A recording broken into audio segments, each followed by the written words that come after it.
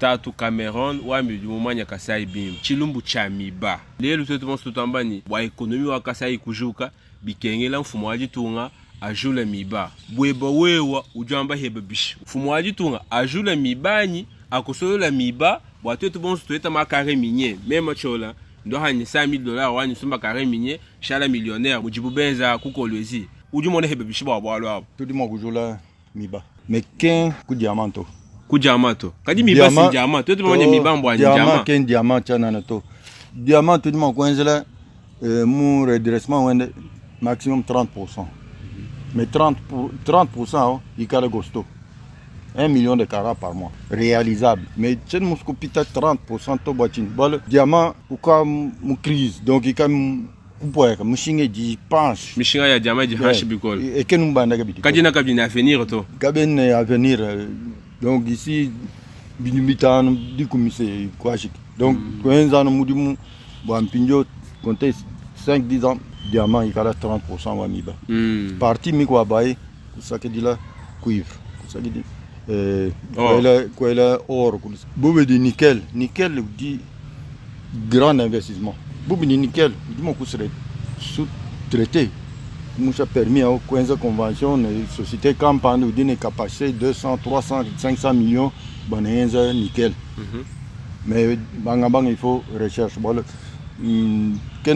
Tu dis moment nyamabuchi mais quand on manyu bungi ba nickel du bolo bato mi ba udine bouger tout bukol mu développement wa Kasai mais ken yen kayine to udi mo développer Kasai non jamais du que on là ma projet misilangana agriculture donc ba privé balwa to eto nkayeto kwa ngata makoto benza mu di mwetu ku investir mi ba udine role wende mais quand il y a un cahier de Mogujula Kasaito. Donc, Miba dit Seke Kambay. Fondation Miba ou d'une part, Seke Kambay, qui dit privé avec du monde. Mais qui dit 186 000 hectares disponibles. Il faut vraiment élevage, Mangombe.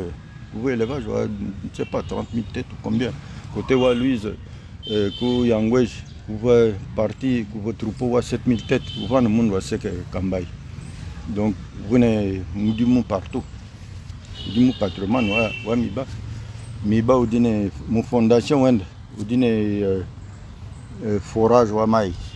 Bah, comme bien jamais. Mais du coup de ma contrat, bien sûr que prise de ma projet financier. Banque mondiale, mais quand ma bac, ma rivière, il faut Njila, il faut que ce maï, il faut que ça maï. Mais Miba, ou dis-moi que le constructeur ou bac, ou dis atelier, ou dis moulin, ou dis stockage, ou silo, ou dis malons. Donc, il faut que boire, il faut que tu aies un patrimoine, ou un mouvement, comment il y a un tingan, Miba, mouino du henny. Miba, ou dis.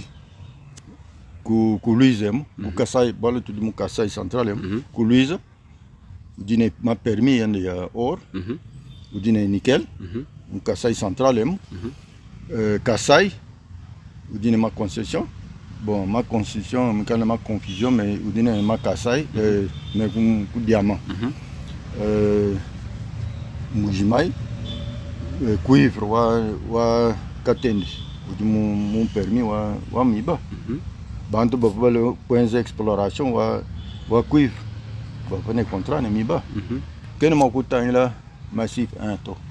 Massif 1 ke Kimberley to ku polygone. Wa utang la massif 1 channel. Wa utang la ma potentiel 11. Ken mo ko surtout. Momoni miba. Il faut utang la bunen. Ne bucham. Il faut utang la partout. Miba ujikumbu jimai, ujikukananga, ujiku chikapu. Simon, fumo alitunga kakosolo di miba to. Mbimpa ajula miba kabikaja mujamato. No aleji ni kwetu kwa kujiminyi. Ne Frank Chola, mon petit frère, mais on dit une vision mounena pour propager malheureusement ce qui se passe à Kwetu.